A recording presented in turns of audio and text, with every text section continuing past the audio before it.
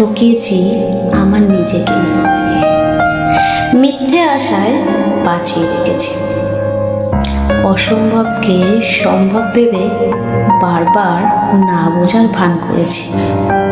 যেখানে থামা উচিত ছিল সেখানেই থেকে গেছি। যে মানুষটা বদলে গেছে সেই মানুষটাকে আগের মতন ভাবছি। হ্যাঁ, এটাই ছিল আমার প্রতারণা। নিজের হৃদয়কে বলেছি, আর একটু সহ্য কর, সব ঠিক হয়ে যাবে। কিন্তু আমি জানতাম কোনো কিছুই আর আগের মতন হবে না। তাই আজ বলি, আমি প্রতারক।